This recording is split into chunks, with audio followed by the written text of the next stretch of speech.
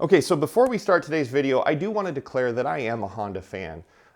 This is my 450L. This is actually the third Honda 450 I had. I originally had a 2005 450X, a 2006 450R, and I grew up riding actually on a Yamaha and a Kawasaki. And in fact, now if you fast forward, I've got a lawnmower, 2 generators, and a weed eater that has a Honda motor on it. So you could legitimately say that I'm a Honda fan. However, just because I'm a Honda fan doesn't mean I can't be a Honda critic.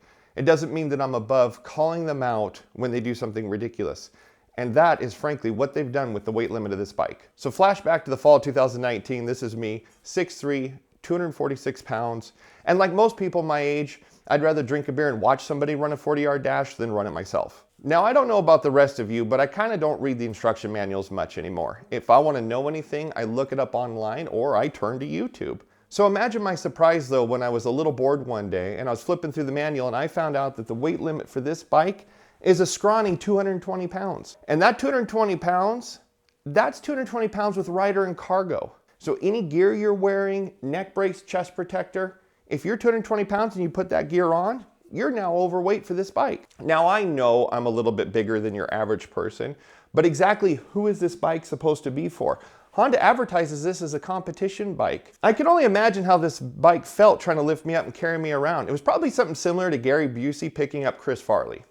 Come here, Sergeant, please, this isn't necessary. Come on. Oh, you're a large American. Furthermore, when I think of myself in my 20s, I didn't want a dual sport bike. I wanted a legitimate off-road competition bike, and so I was after the race series, whether it be a 250R or a 450R. I don't think a lot of people that age, our millennial generation, is wanting to spend over $10,000 on a dual sport bike.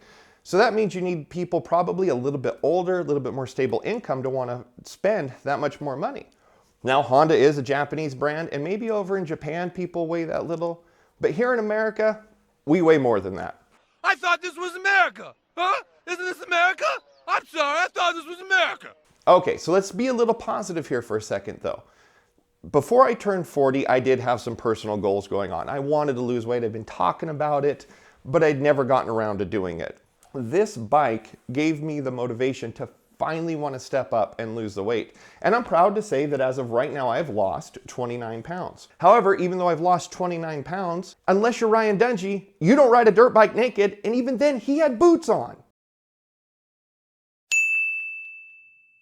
Try getting that image out of your head now for the rest of the day. So after a ton of failed diets, I finally did find a system that worked for me. It's gotten the weight off and I'm still getting some more.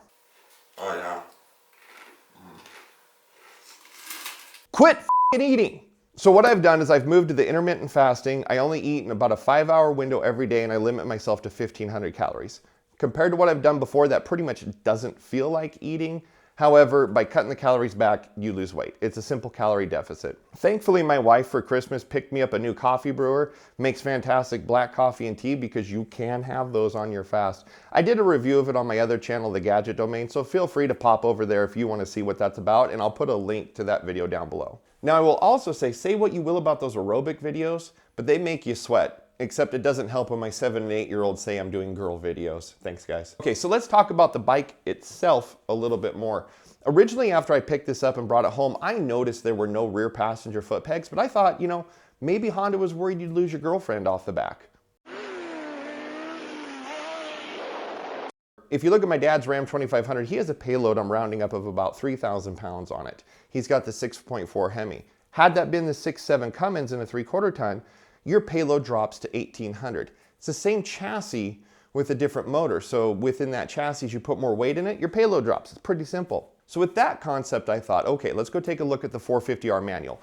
This bike is 40 pounds heavier than the 450R. So with that logic, the 450R should have a weight limit of 260 pounds. However, when I pulled the manual up, that is not what it said. Here's what the manual actually says for the 450R. Optional front and rear springs are available in order to tailor your CRF specifically for your weight, riding style, and course conditions. Now, in a previous video, this is actually what I did. This bike runs the 450R suspension, so I changed the front and rear springs on here to tailor to my weight. See, kids, when you won't put the potato chips down, this is what you got to do. I went with the 450R optional springs, which took us from a 0.51 to 0.53 front spring rate. And in the back, I put a 6.3 kg spring. I've gotten to use it a little bit, but it definitely feels a lot better now sprung to my weight. So because this is based on the 450R chassis and with the springs, you would think you could just tailor this to your weight. So to be thorough, I looked up the 450X's weight limit as well, just to see what it has to say. Your CRF was designed as a rider-only motorcycle. It is not designed to carry a passenger or cargo. A passenger or cargo could interfere with your ability to move around and maintain balance and control of your bike. So they do go on to say that there are some loading guidelines on here. So if you do cargo, keep it small and lightweight or put it in the center of the bike. But there is no weight limit for the CRF450X. And what's interesting about that is on the 450L, this really actually is a 450X. It's pretty much the 450X's chassis front to back. And in fact, through the rear fender, they extended the 450X's chassis to include aluminum subframe all the way back, which with the thought of cargo on here. So if the CRF450X doesn't have a cargo limit, why does this bike have one? It also makes me wonder, what's the definition of light cargo? I've lost the equivalent of 3 babies in here. So at some point, how many kids do I gotta lose before we start saying I used to carry 2 passengers with me? A little more clarity would go a long way here. So again, if you think back to the 450R, it is interesting that it doesn't matter how much you weigh, you can just go send it. You guys silly? I'm still gonna send it. So at this point, I'm pretty confused as to why Honda has a 220-pound weight limit on here, but their other 2 bikes do not have a weight limit. It's very typical to target the weight of a rider to a bike, and most manufacturers target about a 170-pound rider, but to have this weight limit to me is just odd. It's possible that it was Honda's attorney stepping up and wanting a low weight limit so they hold no liability if something happens. What's the difference between a vacuum cleaner and a lawyer on a motorcycle? The vacuum cleaner has the dirt bag on the inside. Now, some people will state that the CRF450L really isn't a true dual sport. It's a competition enduro bike. So behind me, I have my dad's CRF450L. So what does its weight limit state? So the CRF450L lists passenger and cargo as a weight limit of 320 pounds. That's considerably more than the 450L, especially in light of the fact that its springs are 43 millimeters up front instead of 49, and it's just sprung lighter. Perhaps it's a chassis difference on here. I'm not really sure what's driving the difference on here.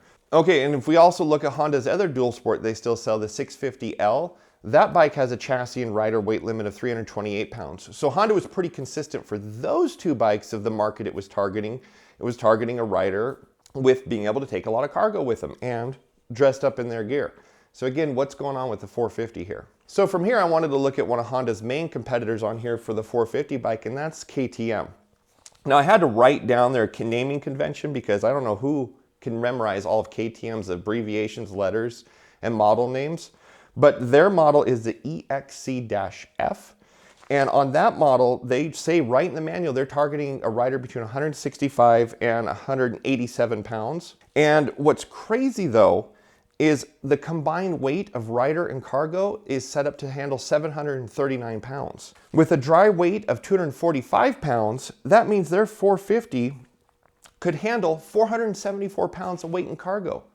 That's a lot. And I know KTM's use steel frame instead of aluminum, but I'd have to think that the amount that that bike can carry is not technically over double of what this bike could do before we'd actually get to a point of failure. So either KTM wants the bigger market or Honda's under-promising and over-delivering. Okay, so what have we learned here today? Honestly, probably nothing.